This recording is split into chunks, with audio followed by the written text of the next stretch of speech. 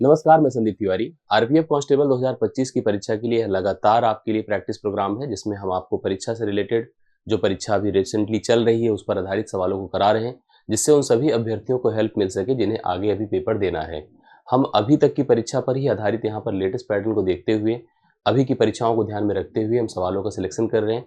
उन्हीं सवालों को आपको सॉल्व करा रहे हैं, प्रैक्टिस करा रहे हैं। आप लोग पूरा फोकस बना करके इस प्रैक्टिस सेशन में इन्वॉल्व रहा करें। सभी 35 सवालों को हम लोग यहाँ पर समराइज करके, छोटा करके एक जैसे सवालों का ही यहाँ पर कलेक्शन आपको प्रोवाइड कर रहे हैं। आरपीएफ कांस्टेबल जो परीक्षा है इधर 2 तारीख से स्टार्ट हुई है, आपको लगभग उसी तरह का ही सवाल दे रही है जैसा उसकी एक्चुअल डिमांड होती है। हालांकि पिछली परीक्षा को देखते हुए जब प्रॉपर प्रैक्टिस चल रही तो उस समय सवालों का स्तर बढ़ाया गया था, लेकिन इधर बीच आपने देखा कि सवाल आपको जैसे कांस्टेबल का पूछना चाहिए उसी तरह से दे रहा है। बहुत ज़्यादा एडवांस मैथ्स नहीं आ रही है, ज़्यादातर अरिथमेटिक फोकस्ड हो रहा है। एक ही चैप्टर्स का कई सवालों का कॉम्बिनेशंस प्रोवाइड कर रहा है।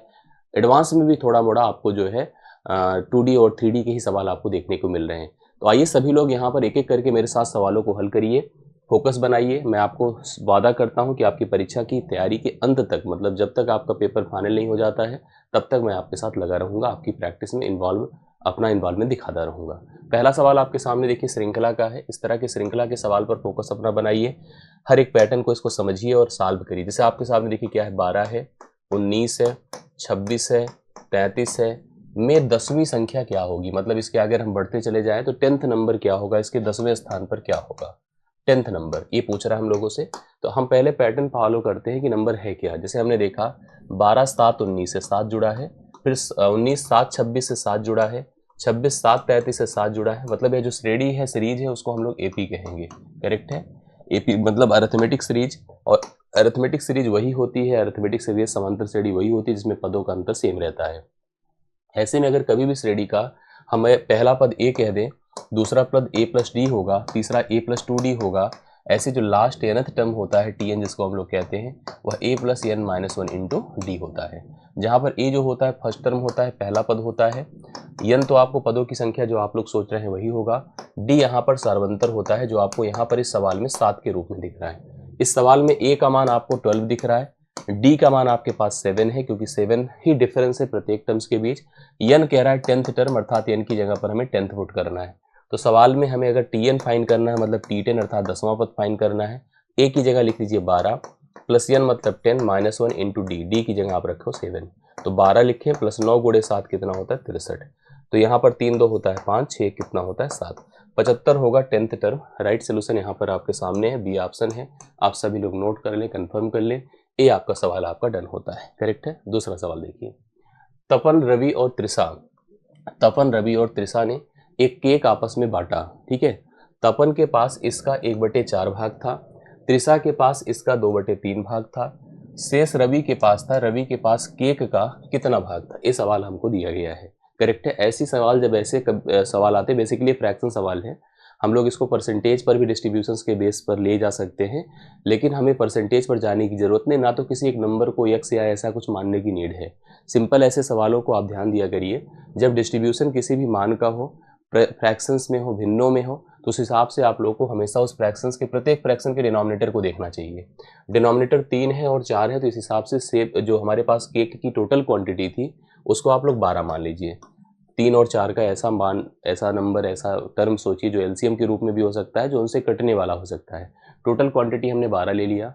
अब इसके पास देखिए उसने क्या किया, इसका 1/4 भाग, इसका 1/4 भाग उसने त्रिषा को दिया। 4 तिया 12, मतलब अगर 12 टोटल क्वांटिटी थी तो उसमें से 3 भाग उन्होंने त्रिषा को दिया। 2/3 भाग इसका किसको दिया बताइए। 2/3 भाग इसमें ये लिखा है देखिए त्रिषा के पास, इसका 2 बटे नहीं, तपन के पास उस केक का। यहाँ पर थोड़ा सा सवाल की वर्डिंग को चलिएगा, क्योंकि तपन रवि और त्रिषा ने ही केक को बांटा था, तो हमने केक की क्वांटिटी को टोटल 12 माना। अब ऐसे में तपन ने किसी को दिया नहीं, बल्कि तपन का अपना खुद का हिस्सा है। तपन का जो हिस्सा है, ध्यान से देखिएगा, वो 1/4 भाग है। 1/4 भाग है, मतलब उसके पास केक की टोटल क्वांटिटी 3 है। अगर टोटल यहाँ पर 12 है तो 12 का 3 भाग किसके पास है, तपन के पास है। 2/3 भाग त्रिषा के पास है, तो 2/3 कर दीजिए और त्रिषा के सामने जाइए, ये त्रिषा है। 2/3, 3 चौके 12, 4 दूना 8, 8 भाग तो त्रिषा के पास चला गया, तथा शेष भाग जो बचा वो रवि के पास है। अब आप सोचो, 8 और 3 मिलकर के 11 होता है, एक ही भाग बचेगा जो रवि के पास रहेगा। सवाल में कह रहा रवि के पास केक का कितना भाग था। रवि के पास केक का कितना भाग था? पहली चीज तो एक भाग था, कितने में थे? 12 में। तो रवि के पास केक का 1/12 भाग था। 1/12 देखिए बी ऑप्शन इस सवाल का राइट सोल्यूशन है। सिंपली आप लोग ऐसे सवालों को फोकस करिए, ऐसे सवालों को हल करिए और परीक्षा में इस तरह के सवालों के पैटर्न का उपयोग करके अपने पेपर को अच्छा बनाइए। ठीक है, थर्ड क्वेश्चन पर आते हैं। 5 अंकों वाली सबसे बड़ी संख्या हमको बतानी है। जब 5, 6 और 7 से उसे हम विभाजित करें तो प्रत्येक स्थिति में 2 शेषफल आए, रिमाइंडर 2 आए। हमें एक नंबर सोचना है जो 5 डिजिट की हो। मुझे इसके लिए किसी भी प्रॉपर रूल की रिक्वायरमेंट नहीं है। हम डिविजिबिलिटी पर जाएंगे, सारे नंबर हमारे 5 डिजिट के ही हैं, 5 अंक के ही हैं। बस हमारी जो एक कंडीशन है भाज्यता वाली, ये सेट हो जाए।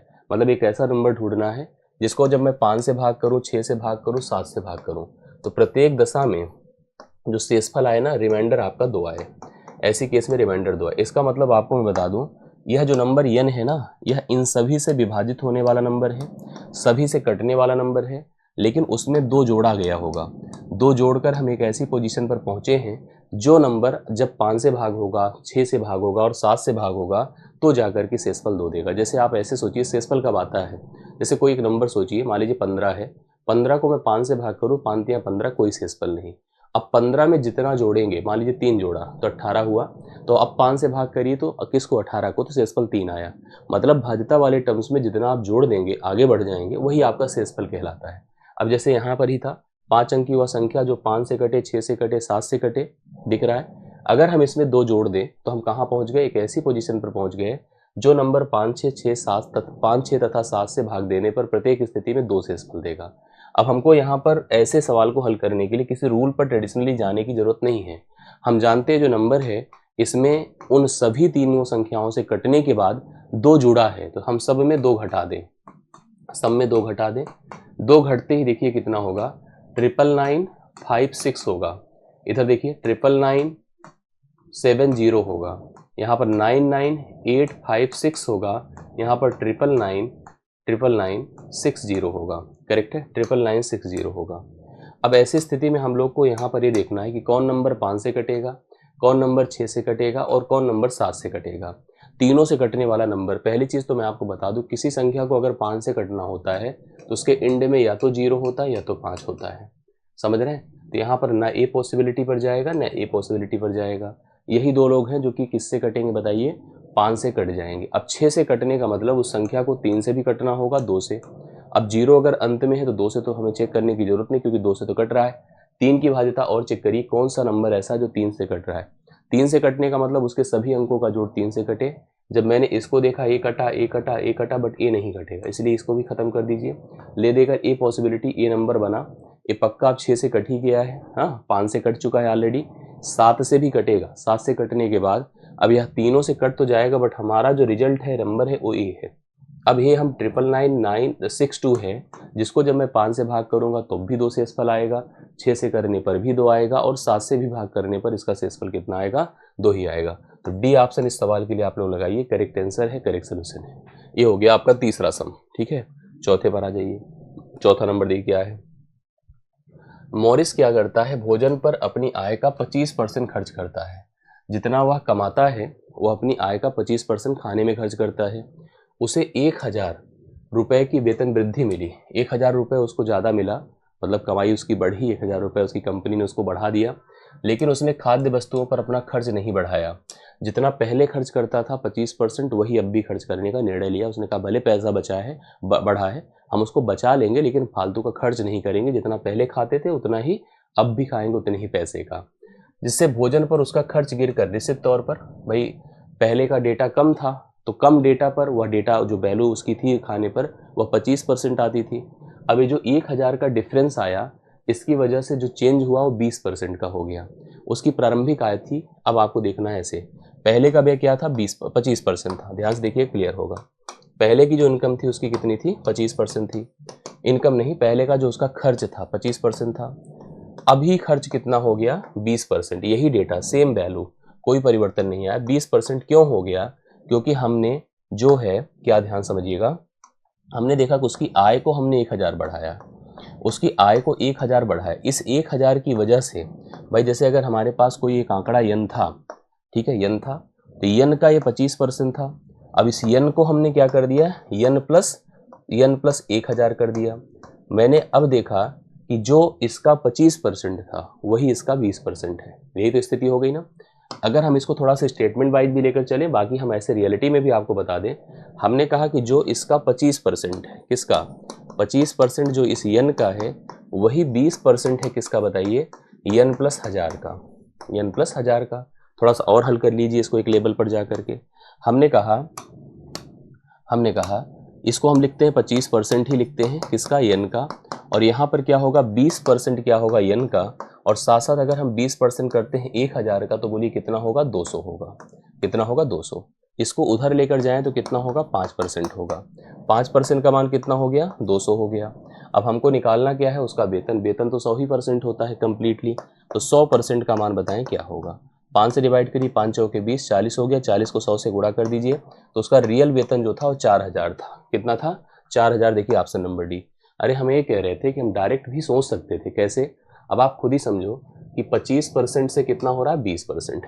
क्यों हो रहा है, 1000 बढ़ने की वजह से। तो 25 और 20% का जो डिफरेंस है वो 5% का है। तो 5% का मान अगर 1000 है तो 1% का मान क्या होगा, 5 दूना 10, यहाँ पर 2000 होगा। 2000 से अगर हम 100% निकालेंगे, लेकिन हमें दोनों को इन्वॉल्व कर करके 2000 का दुगुना करना होगा, तब जाकर के यहाँ आंकड़ा आपके सामने सेट होगा, आप लोग आंसर कर पाएंगे। या तो आप एक काम करते, 1000 का पहले से ही आप क्या कर लेते, 1000 का 20% कर लेते, तब जाकर कनेक्ट होता, लेकिन उससे डाउट आता है, इसलिए मैंने इसको स्टेटमेंट बना के आपको दिखा दिया। चौथे सवाल का राइट सोल्यूशन आपका कौन सा है, डी ऑप्शन है, 4000 रुपये नोट कर लीजिएगा। पांचवें सवाल पर गए। देखिए एक आपको आरेख दिया है, वेन डायग्राम दिया है, इसमें प्रसिद्ध है, गरीब है, अशिक्षित है, इस तरह के सवाल पैटर्न को ध्यान दीजिए। आरेख का ध्यानपूर्वक अध्ययन करें और प्रश्नों के उत्तर दें। विभिन्न खंडों में संख्याएं व्यक्तियों की संख्या दर्शाती है, अलग अलग बताते हैं कि गरीब टोटल कितने हैं, प्रसिद्ध कितने हैं और अशिक्षित कितने हैं। ये सवाल बनता है, कितने व्यक्ति गरीब और कितने अशिक्षित दोनों हैं, कितने प्रसिद्ध नहीं है। नोट, आपको दिए डेटा को सत्य मानना होगा, भले ही वे सामान्यतः ज्ञात तथ्यों से भिन्न प्रतीत होते। थोड़ा सा कंडीशनल दे देता है। सवाल में हमसे जो पूछा ए है लाइन, कितने व्यक्ति गरीब और अशिक्षित तो हैं लेकिन प्रसिद्ध नहीं हैं, गरीब भी हैं अशिक्षित भी हैं लेकिन प्रसिद्ध नहीं है, तो प्रसिद्ध वाला आंकड़ा ए है। देखिए ए हम लोग चलते हैं लेकर, इसको ऐसे गायब कर देते, ये पूरा हिस्सा हमें बिल्कुल नहीं लेना है। उसने कहा गरीब हो अशिक्षित हो, गरीब हो अशिक्षित हो लेकिन प्रसिद्ध ना हो।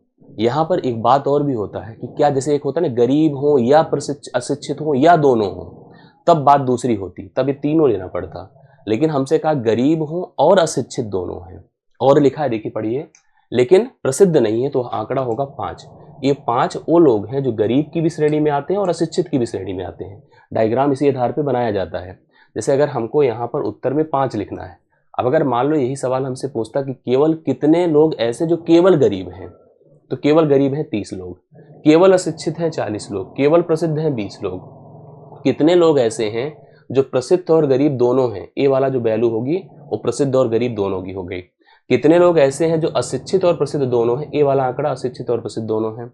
कितने लोग ऐसे हैं जो गरीब और अशिक्षित दोनों लोग हैं, ये वाला आंकड़ा गरीब और अशिक्षित हो गए। इस प्रकार से राइट सोल्यूशन यहाँ पर बी ऑप्शन होगा।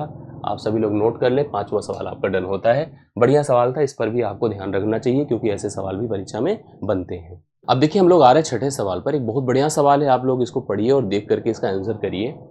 एक विक्रेता 12% लाभ पर 12 कुर्सियां और 3% हानि पर 4 कुर्सियां बेचता है। यदि उसका कुल लाभ होता है 1650 रुपए का, तो प्रत्येक कुर्सी का हमें क्रय मूल्य बताना है कि क्या होगा। देखो कुर्सियों को लेकर के उसने कुछ विशेष जानकारी नहीं दी, लेकिन इतनी जानकारी तो हम खुद से डिसाइड कर सकते हैं कि वही कुर्सियां थी उसके पास। उसमें संख्या क्या थी, आप देख रहे हैं कि 12 को उसने लाभ पर बेचा है और 4 को उसने हानि पर बेचा है। हम कुर्सियों के क्रय मूल्य को अपने आधार पर लेकर हम चल सकते हैं, 1 रुपये 100 रुपये, जो मर्जी आप डिसाइड कर लो। जैसे हमने देखा कि यहाँ पर कुर्सियों का क्रय मूल्य हमने 100 रुपये मान लिया, एक कुर्सी का क्रय मूल्य 100 रुपये। अब हमने देखा कि हम लाभ पर कुर्सियों को बेच रहे हैं 12, अगर 12% के लाभ पर बेच रहे हैं तो 12 रुपए का लाभ हमें एक कुर्सी पर हो रहा है। कुर्सियों की संख्या कितनी है बताएं, 12 है। इसका मतलब जो कुल लाभ होगा, जैसे 12% के लाभ से हम 100 पर आते हैं तो 12 रुपए हुआ एक कुर्सी पर, तो 12 कुर्सियों पर उसका जो ओवरऑल लाभ होगा 144 रुपए का होगा।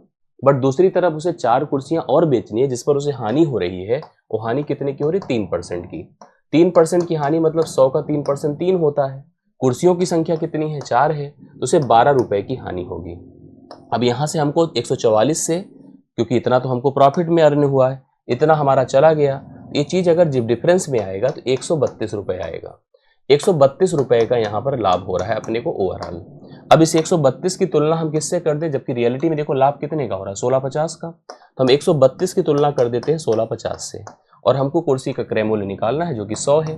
तो 100 का मान हमको बताना है। देखिए इसको हल कर लेते हैं एक बार हम लोग सॉल्व करके। देखिए किससे कटता है, 11 से कट रहा है मेरे ख्याल से। 11 1 की 11, 11 दूना 22 होगा। 11 1 की 11, 11 5 55, 0 150 हो गया। और देख लीजिए 4 तियां 12 होता है, 4 25 बार जाता है। 3 से इसको और काटे 50 हो गया। 50 का गुणा 25 से करे, 125 के बाद 0 आता है।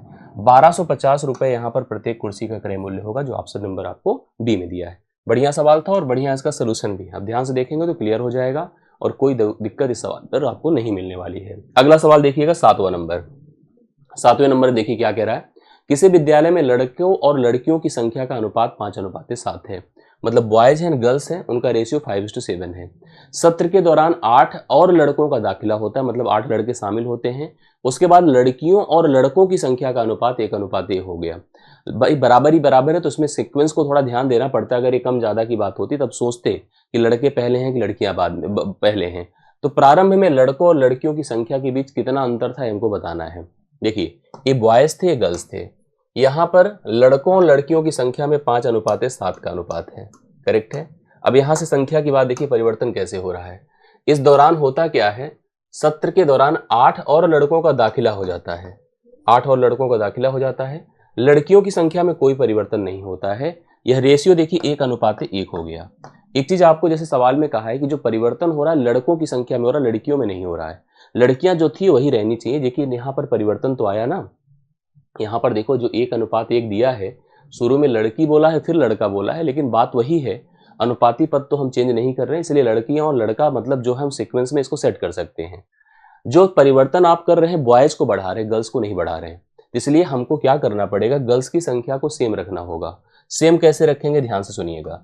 आप इसको बस 7 से गुणा कर दे तो गर्ल्स की संख्या सेम हो जाएगी, लेकिन उसी को नहीं, आपको इसको भी गुणा करना पड़ेगा। देखिए कैसे होगा, 7 1 के 7 होगा, 7 1 के 7 होगा। अब यहां से ये जो इंक्रीज है देखो, ये तो बराबर हो गया। ये इंक्रीज दिख रहा है ना आपको 2 का अनुपाती पदों का, जबकि रियलिटी में कितना है, 8 का है। तो 2 बराबर आप 8 कर दो। और आपसे यही पूछा कि अंतर बता दे प्रारंभ में लड़के और लड़कियों का, जो कि 2 का ही है। 5 और 7 का डिफरेंस देखिए आपके पास कितने का है, 2 का ही है। तो 2 बराबर 8 तो आ ही चुका है। तो प्रारंभ में लड़के और लड़कियों की संख्या के बीच का जो डिफरेंस था वो बी ऑप्शन ही था और 8 ही था इस सवाल के लिए। 7वां सवाल आपका डन होता है। 8 का अंतर आपको देखने को मिलता है। अगले सवाल पर आ जाइए। ए एक काम को 10 दिनों में पूरा करता है। ए से कोई काम करवाओ 10 दिन में कर लेगा। बी उसी काम को 20 दिनों में पूरा करता है, वह 20 दिन में कर लेगा। दोनों 5 दिनों के लिए साथ साथ मिलकर काम करते हैं, तो काम कितना, मतलब काम का कितना भाग तब समाप्त होगा। बहुत आराम से देखिए हम इसका आंसर बताते हैं, सोल्यूशन बताते हैं। ए किसी काम को 10 दिन में करता है, बी उसी काम को 20 दिन में करता है। ऐसे में हम किसी की एफिशिएंसी निकालें, कितना काम हुआ उसको निकालें, तो सबसे पहले आप उसकी टोटल वर्क को निर्धारित करें, जिससे कि क्षमता निकालना हमारे लिए आसान हो जाए। ये हमारे टाइम है जिसमें हम जितना समय लगाते हैं काम को पूर्ण करने में, और ये हमारा टोटल वर्क है। टोटल वर्क यहाँ पर 10 और 20 से कटने वाली संख्या क्या हो जाएगी बताएं, 20 हो जाएगी। करेक्ट है। यहाँ पर 10 और 20 से कटने वाली संख्या 20 हो जाएगी। ये कहता है कि हम 20 काम को 10 दिनों में कर सकते हैं, इसका मतलब वह प्रतिदिन करता है 2 काम। बी कहता है हम 20 काम को 20 दिनों में कर सकता हूं, इसका मतलब वह करता है 1 काम। इसका मतलब आप समझ जाओ कि अगर दोनों मिलकर करें तो एक दिन में कितना काम करेंगे, 3 काम। दोनों मिलकर करें तो एक दिन में करेंगे 3 काम। यदि दोनों 5 दिनों के लिए साथ मिलकर काम करते हैं, 5 दिनों के लिए साथ मिलकर काम करते हैं, तो कितना काम करते हैं, 15 कार्य। 5 दिनों में कितना काम किया, 15। अब सोचो कुल काम की मात्रा थी 20 और उसमें हो गया 15। तो हमसे सवाल में पूछा है कि कितना काम समाप्त होगा, ये नहीं पूछा कितना काम बचा। 15 समाप्त हुआ, बोलिए किसमें से, ओवरऑल 20 से। 5 तियां 15, 5 चौके 20, मतलब 3/4 कार्य डन हुआ। अगर ये पूछ लेता कितना बचा, तो 4 से 3 घटाते 1/4 कार्य, अर्थात 1/4 बचा। 3/4 समाप्त हुआ, 1/4 बचा। इस सवाल का उत्तर हो गया 8वां डन होता है। अब आइए देखिए 9वें सवाल पर हम लोग पहुंचते हैं। सवाल देखिए मिश्रण का है, लेकिन शानदार सवाल है। इस तरह के सवाल पर भी अपना फोकस बनाएं, इसमें थोड़ा सा कंफ्यूजन भी क्रिएट हो सकता है। अगर आप इसको पढ़ेंगे और समझदारी से इसका आंसर करेंगे तो बहुत इजीली सवाल हल भी हो जाएगा। पानी और शरबत के 2 अलग अलग मिश्रण होते हैं, पानी का और शरबत का, मतलब 2 तरह के मिश्रण है, 2 प्रकार के हैं, जिस दोनों में पानी और शरबत है। करेक्ट है। अलग अलग मिश्रण जिसमें पानी और शरबत का जो रेशियो है 4:1 है। मतलब अगर एक हम बर्तन ऐसे रखें जिसमें वाटर है और शरबत है, जिसमें वाटर शरबत का रेशियो कितना है 4:1। 4 भाग अगर पानी है तो 1 भाग शरबत है। दूसरा और एक मिश्रण है, उसमें क्या है, वाटर और शरबत का रेशियो 3:1 है। मतलब 3 भाग अगर पानी है, 3 भाग अगर पानी है तो 1 भाग शरबत है। इनको मिलाना है। अब आप पढ़िए, देखिए कैसे इनको मिलाना है इस अनुपात में। देखिए उनको 1 और 2 के अनुपात में, अर्थात 1 भाग अगर इसका लूं तो 2 भाग इसका लूं, 1 भाग इसका 2 भाग इसका। लेने के बाद जब हम एक नया कंटेनर क्रिएट करेंगे तो उस कंटेनर में जो अंतिम मिश्रण बनकर आएगा उसमें पानी और शरबत का रेशियो क्या होगा। ऐसी स्थिति में देखो यहां पर दोनों की मात्रा अगर जोड़िए तो आपको कितना मिलेगी, 5। 4 भाग पानी 1 भाग शरबत। यहां पर दोनों की मात्रा कितनी है, 4। हम मिला तो सकते हैं लेकिन मिला तभी सकते हैं जब इनकी क्वांटिटी इक्वल हो।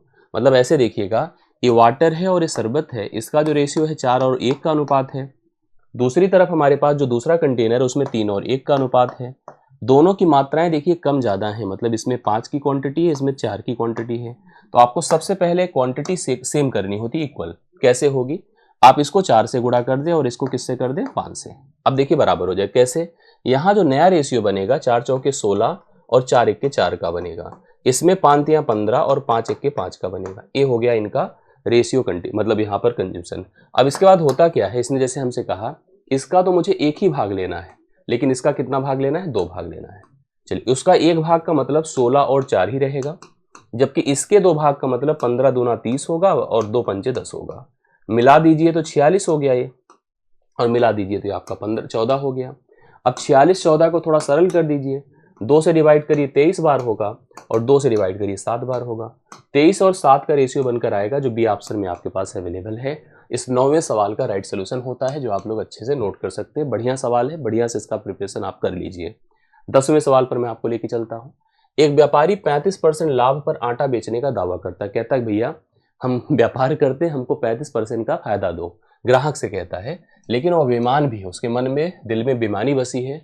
और करता क्या है, क्योंकि ऐसे वजन का उपयोग करता है जो उस पर उल्लिखित वजन से 16% कम है। मतलब जितना प्रिंटेड है, अगर मान लो 1 किलोग्राम लिखा है तो 1 किलोग्राम का 16% कम है। अब ऐसी स्थिति में कुल लाभ प्रतिशत ज्ञात करें, उत्तर को निकटतम पूर्ण संख्या में पूर्णांकित करें। हम मानते हैं कि 1 किलोग्राम हम आटा लेने गए, 1 किलोग्राम होता है 1000 ग्राम ना। हमने कहा चलो 1 ग्राम का रेट अगर 1 रुपए था तो इस 1000 ग्राम का 1000 रुपए रेट था। दुकानदार ने हमसे कहा कि भाई देखो मैंने 1000 लगाया है, मैं आपसे 35% का फायदा लूंगा। मैंने थोड़ा बहुत नानुकर किया, लेकिन कहा चलो कोई बात नहीं भाई, आप हमसे ले लो 35% का फायदा।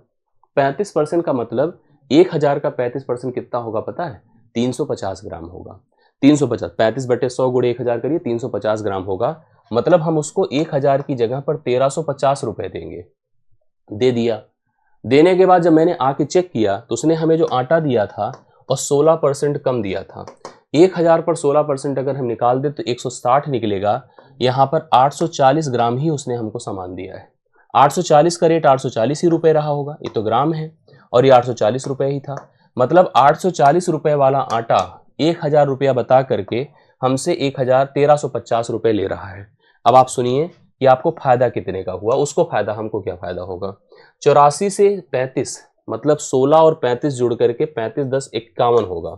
51 होगा, 51 का फायदा है। परसेंटेज पर चलिए, 51 गुणे 100 बटे लगाया कितना, 84 यहाँ पर। ठीक है, अब आप इसको काट कर देखिए, देखिए क्या स्थिति बनकर सामने आती है। 3 से कट रहा है, हाँ 3 दूना 6 होता है, 3 दूना 6 होता है और 3 अठे 24, 28 कर दीजिए। 3 17 तिरिक 51 होता है। ठीक है, 4 सते 28 होता है, 4 25 बार लेकर जाइए। 25 सत्ते 175 होता है, कैरी 17 हो गया। 25 1 के 25, 17 आपका कितना होता है बताइए, 42 होता है। बटे कितना कर दे, 7 कर दे।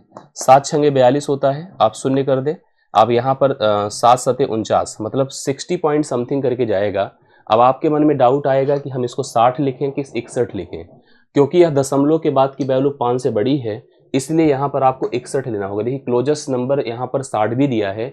बहुत लोग अगर इस सवाल को सॉल्व करेंगे तो गलती से 60 लगा देंगे, लेकिन सही उत्तर 61 होगा, क्योंकि डेसिमल के बाद की वैल्यू अगर 5 या 5 से अबव है तो इंक्रीज करना होता है, 5 से बिलो होता तो डिक्रीज करते। तो 10वें सवाल का उत्तर 61% होगा, सी ऑप्शन नोट करिएगा। 10वां डन होता है। 11वें पर आइएगा। एक निश्चित धनराशि पर साधारण ब्याज एक निश्चित ब्याज की दर से 2 वर्षों में 1200 है। साधारण ब्याज पर कोई पैसे का निवेश किया जाता है, 2 साल में वह पैसा 1200 रुपये हो जाता है, वहां पर हो नहीं जाता है, ब्याज हो जाता है, 2 साल का ब्याज 1200 है। उसी धनराशि पर वही पैसा का चक्रवृद्धि ब्याज साधारण ब्याज की दर से 2 वर्षों में 1290 मिलता है, जबकि चक्रवृद्धि ब्याज 1290 मिलता है। मूलधन कितना था? जैसे आपने देखा कि 2 वर्ष का समय था, 2 वर्ष में जो एसआई आया वो 1200 आया, जो सीआई आया वो 1290 आया। आपने एसआई और सीआई का डिफरेंस देखा कितना है? जो अंतर है वो 90 का है। रूल से चलना है, फार्मूले से चलें, फार्मूले से चलते हैं, क्योंकि बहुत ज़्यादा इधर उधर करने की जरूरत नहीं है। हम आपको भी बहुत कॉन्सेप्चुअल लेकर जाएंगे तो आपको भी दिक्कत होगी। हमने पढ़ा है 2 वर्ष का क्या? सीआई माइनस एसआई, साधारण और चक्रवृद्धि ब्याज का अंतर, PR² अपान 10,000 होता है। क्या होता है? PR² अपान 10,000। अब ऐसे में हम लोगों को अंतर दिया है 90, P नहीं पता है, R की जगह लिख दीजिए। देखिए कितना हम लोग को यहाँ पर दर भी कंफर्म नहीं है, क्योंकि हम लोग को यहाँ पर मूलधन निकालना है। कोई बात नहीं, आइए हम लोग डिसाइड कर लेंगे और आंसर अपने पास ऑटोमेटिकली आ जाएगा। देखिए हमको अगर अंतर दर दिया होता तो भी हम सोचते हैं, लेकिन सवाल की बात अगर चले, सवाल पर कॉन्सेप्चुअली चले, तो इस अंतर का प्रोसेस तब लेते जब हमारे पास दर दिया होता। मैं इसका एक बहुत बढ़िया शानदार तरीका आपको बताता हूँ, उसको फॉलो करिए, एकदम स्पष्ट आपको आंसर मिलेगा। ऐसे भी जा सकते थे। सवाल का सिस्टम देखिए ऐसे करिए, मैं आपको बताऊँ। जैसे हमने पढ़ा है कि साधारण ब्याज हर साल समान होता है। अगर 1200 है तो पहले साल 600, दूसरे साल 600। चक्रवृद्धि ब्याज बढ़ता रहता है, लेकिन अगर धन वही है, दर वही है, पहले साल का साधारण ब्याज पहले साल के चक्रवृद्धि ब्याज के बराबर होगा। यहां पर लिखिए आप एसआई और यहां पर लिखिए आप सीआई। अब ध्यान सुनिएगा, फर्स्ट ईयर है, सेकेंड ईयर है, फर्स्ट ईयर है, सेकेंड ईयर है, और ऐसी स्थिति में हम लोगों ने देखा कि 2 साल में हमको मिला है साधारण ब्याज 1200। इसका मतलब पहले साल 600, दूसरे साल भी 600, इस तरह से मिला होगा। जब चक्रवृद्धि ब्याज की तरफ गए तो पहले साल तो 600 रहा होगा, लेकिन दूसरे साल क्योंकि पूरा 1290 है तो 690 रुपए मिला होगा। अब यहां से एक काम कर सकते हैं हम लोग, ब्याज दर सोच सकते हैं कितना है। जैसे दर सोचने का मतलब ऐसे सोचो, 90 बढ़ा है, कितने में बढ़ा है? 600 में बढ़ा है, तो 90/600 कर दें। परसेंटेज का इंपॉर्टेंस ही नहीं है, परसेंटेज अगर लगाना चाहो तो भी सही है, नहीं तो कोई बात नहीं। अगर हमसे ब्याज दर पूछ लेता तो ब्याज दर हम निकाल लेते इस स्थिति में। देखिए 0 खत्म हो गया और हम इसको कर देते। देखिए यहाँ पर 3 × 9 होता है, 3 20 बार होता है, ये 3/20 हो रहा है। 3/20 को आप 100 से अगर ऐसे गुणा कर देना, ऐसे देखिए 20 पंचे 100, तो अगर हमसे ब्याज दर पूछता तो हम कहते 15%। क्या कहते? 15%। देखो अपने पास है दर 15%, अपने पास समय, अब चलो अब समय सबसे बेहतर है कि आप 1 वर्ष लीजिए, क्योंकि प्रत्येक साल का साधारण ब्याज तो अपने पास अवेलेबल ही है, 2 साल लेने की जरूरत नहीं है। 1 साल का भी प्रिंसिपल वही होगा, प्रिंसिपल तो वही आएगा। दर हो गया, समय हो गया। अब अपना देखिए अगला जो पोर्शन है वो आप देखिए यहाँ पर साधारण ब्याज, साधारण ब्याज लेकर चलिएगा। चक्रवृद्धि ब्याज पर क्यों फालतू में अपना हम टाइम वेस्ट करें? 600 रुपए लीजिए। 1 साल में साधारण ब्याज कितना है? 600। 2 साल का अगर यहाँ 2 लिख दीजिए तो यहाँ 1200 लिख दीजिएगा। अब हमको निकालना क्या है? प्रिंसिपल। ध्यान से सुनिएगा, आपने इस दर को जब समय के साथ मिलाया तो 15% आया, और 15% का भिन्न जो बना था 3/20 बना था। इसको 3/20 कर दीजिए। ये साधारण ब्याज है और यह प्रिंसिपल है, लिखिए 3/20। साधारण ब्याज अपना 600 है और प्रिंसिपल की जानकारी अपने को नहीं है, वही निकालना है हम लोग को। 3 से काटिए, देखिए 3 दूना 6, 200 हो गया। 200 का 20 से गुणा कर दे, पी का मान आपका 4000 होगा। 4000 इस सवाल का राइट सोल्यूशन है। डी ऑप्शन आप लोग नोट करें, सही हल है, 11 नंबर है, कनेक्ट करिएगा।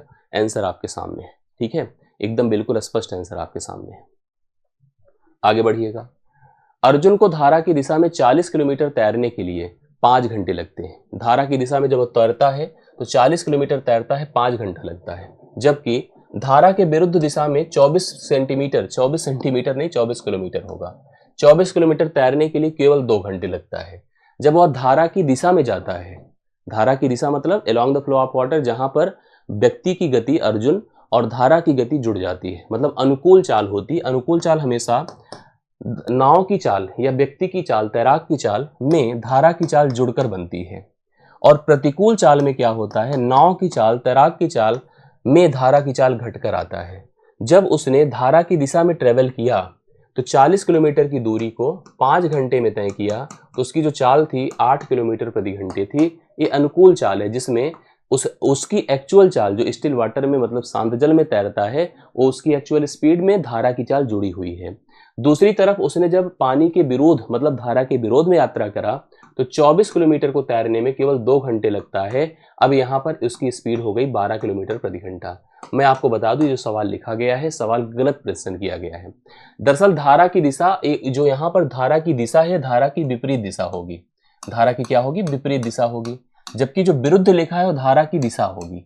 अब इसका मतलब है ये जो धारा की विपरीत दिशा की बात है और ये धारा के साथ की बात है, ऐसे प्रेजेंट कर लीजिएगा।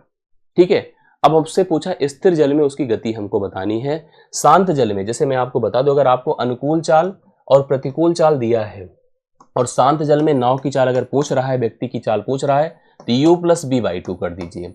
अब ऐसे में क्या होगा देखिए, 12 प्लस 8/2 करें तो 12 प्लस 8 होता है 20/2, अर्थात 10 किलोमीटर प्रति घंटा उसकी एक्चुअल स्पीड है। शांत जल में उसकी चाल है, जो कि बी ऑप्शन में आपको दिया है। सवाल में थोड़ा सा करेक्शन था, मैंने आपको करवा दिया।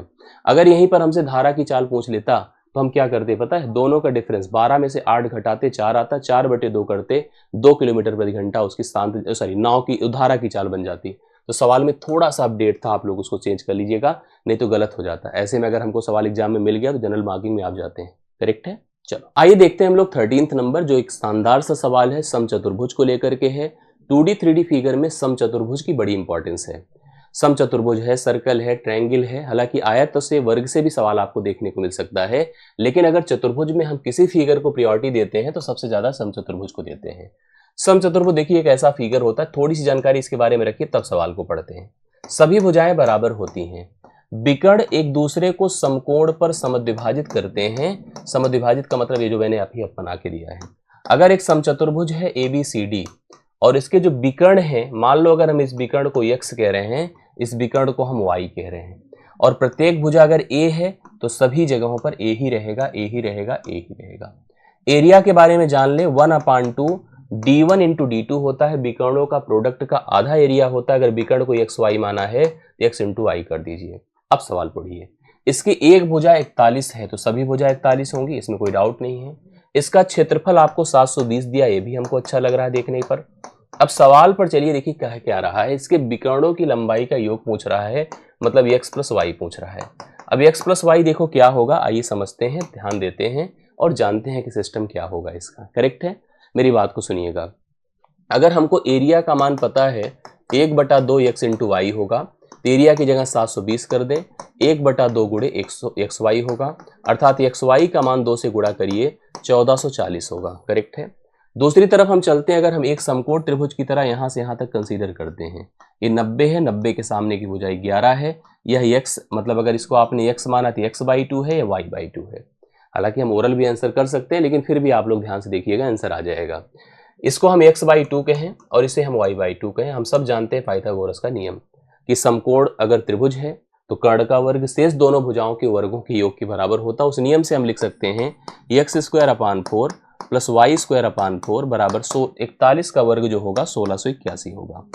अगर डिनोमिनेटर दोनों का सेम है तो लिख सकता हूँ x² प्लस y² बराबर 4 जाकर मल्टीप्लाई, 4 1 के 4, 4 8 32 की 2 हासिल 3, 4 चौके 16, 3 19 की 9 हासिल 1, 4 1 के 4 1 5 होता है, 5924 हो गया। करेक्ट है।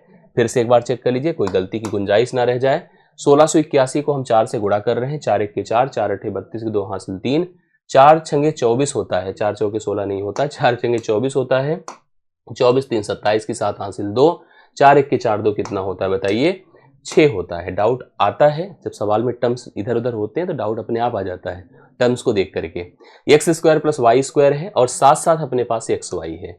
रिक्वायरमेंट अपनी x प्लस वाई की है, जिसको हम लोग ऐसे देखिए सेलेक्ट कर सकते हैं। समझिएगा, हम लिखें x प्लस वाई का होल वर्ग। ठीक है, क्या होगा बताइए, x² plus y² plus 2xy लिख सकते हैं ऐसे। हाँ, तो x प्लस वाई की जगह पर हम लोगों ने देखी, यहाँ पर यही वैल्यू तो हमारी डिमांड में है, इसी वैल्यू की जरूरत है। तो x² प्लस y² की जगह पर आप लिखिए 6724 प्लस 2xy की जगह पर क्या है बताइए, 1440 है, 1440 है। तो 6724 है प्लस ए, अगर गुणा करिए शून्य, 2 चौके 8, 2 चौके 8, 2 1 के 2 है, जोड़िए कितना हो गया, 4 हो गया, 8 2 10 की 0 हासिल 1 हुआ, 8 7 15, 1 16 की 6 हासिल 1 हुआ, 6 2 8 1 9, 9604 है जो x प्लस वाई का होल वर्ग है। अगर मैं x प्लस वाई निकालूंगा, x प्लस वाई, तो मुझे अंडर रूट करना पड़ेगा 9604 का। वर्गमूल देखिए क्या हो जाएगा, समझ लीजिएगा। यहाँ पर 2 ऐसे ब्रेक कर दीजिए। 4 के लिए या तो 2 होगा या तो 8 होगा, अंत में 2 आएगा या 8 आएगा। फिलहाल यहाँ पर 0 तो गया, 80 गया, अब 82 की कोई गुंजाइश नहीं है। फिलहाल आप ऐसे देख लीजिए, 9 का वर्ग 81 होता है, तो 8 का तो कोई सिस्टम नहीं बनता है। 98 इसका राइट सोल्यूशन, क्योंकि इसमें वर्गमूल इसका 98 हो जाएगा। अब ऐसे ओरल भी जा सकते हैं। कैसे जा सकते हैं?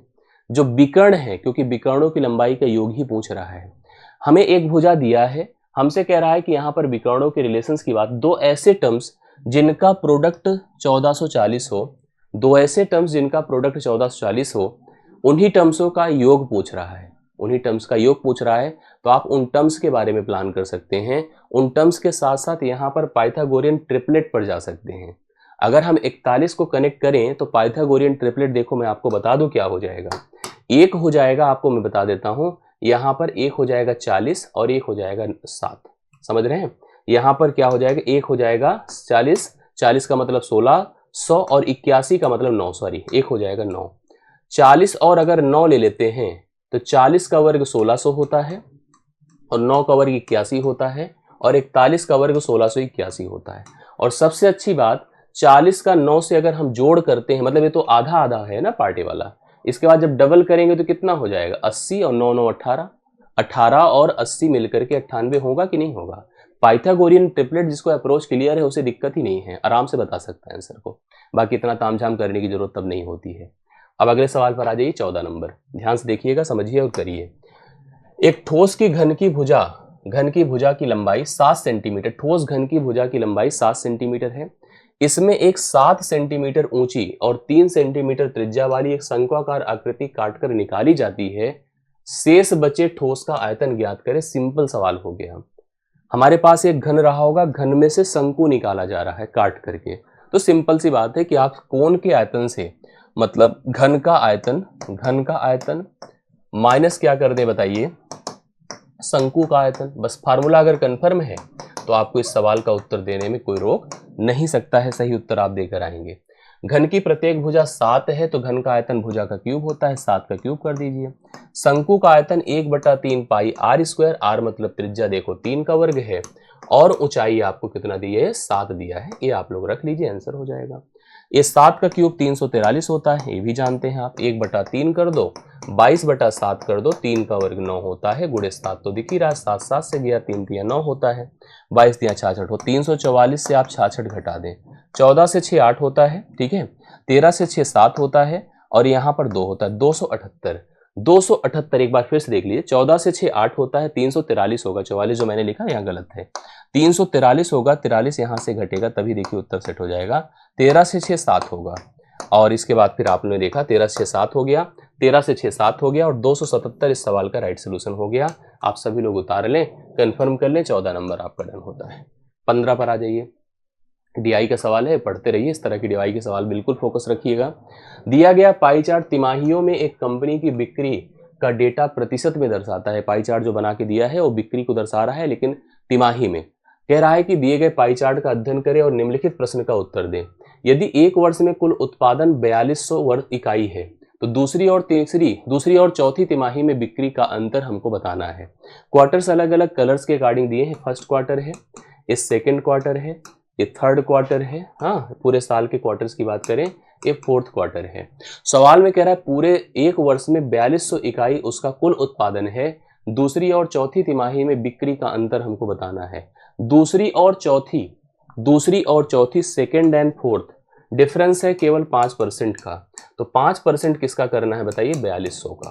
4200 का 5% मतलब 5/100 गुणे 4200। हल करिए, दोनों जीरो खत्म है, 5 दूना 10 होता है, 5 चौके 20 है, 210 यहाँ पर इकाई यूनिट, ये सेल्स का डिफरेंस है दूसरी और चौथी इकाई में। क्योंकि यहाँ 25% है, वहाँ 30% है, तो 5% का डिफरेंस आपको दिख रहा है। मेरे ख्याल से आपको सब समझ में आया होगा। बिल्कुल अच्छे से तैयार करिए, सभी सवालों को हल करिए। कोई डाउट हो, कंफ्यूजन हो तो कमेंट्स कीजिए अपना, मैं उस पर रिस्पॉन्स करूंगा। बाकी अगर अच्छा लग रहा हो तो वीडियो को लाइक शेयर भी करते रहें और अपनी रीच हमारे साथ कनेक्ट करें, हमारे साथ जुड़े रहें। इसके लिए चैनल को भी सब्सक्राइब कर लीजिए, कभी आपको हम फिर से रिक्वायरमेंट्स के हिसाब से ऐड करें तो आप इन्वॉल्व हो सके। बाकी मेरी शुभकामनाएं, बेस्ट विशेस आपके साथ हैं। मुलाकात आगे होती है। आज की क्लास यहीं समाप्त होती है। बहुत बहुत धन्यवाद। Thank you so much.